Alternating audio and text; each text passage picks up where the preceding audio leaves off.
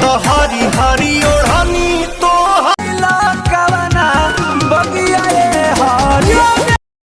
हमारे जहाँ आ रहा है पवन सिंह, अरे भोजपुरी के स्टार है।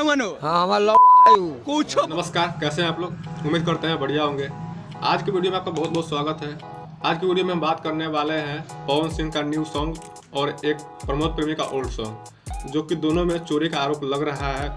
जो कि पवन सिंह के गाने का नाम है हरी हरी ओढ़नी और प्रमोद प्रेमी यादव के गाने का नाम है हरी हरी दतुअन। तो चलिए कंपेरिजन करके देखते हैं कि क्या सही में चोरी हुआ है। तो सबसे पहले प्रमोद प्रेमी का ये गाना सुनिए, फिर बताइए कि क्या सही में पवन सिंह चोरी किए हैं इस गाने को। तो चलिए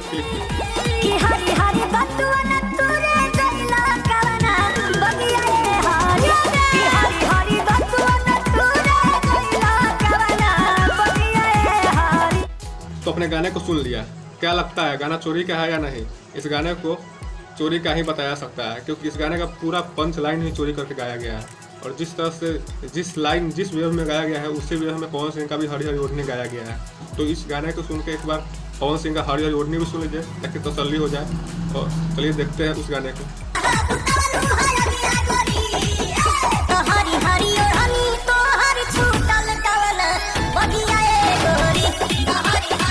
तो अपने गाने दोनों गाने को सुन लिया। अब बहुत लोग कहते हैं पवन सिंह चोरी नहीं करते हैं, छोटे कलाकारों का गाना नहीं उठाते हैं। तो क्या ये नहीं है चोरी का?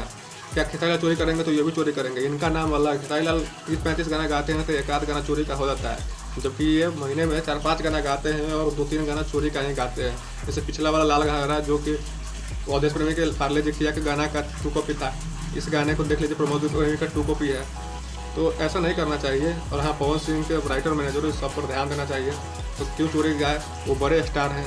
चलिए वीडियो को यहीं ख़त्म करते हैं। खैर, आपकी नज़र में क्या था, गाना चोरी का है या नहीं, कमेंट में जरूर बताइएगा। तब तक मिलते हैं किसी नेक्स्ट वीडियो में। तब तक के लिए बहुत बहुत धन्यवाद। चैनल को सब्सक्राइब जरूर करिएगा प्लीज़।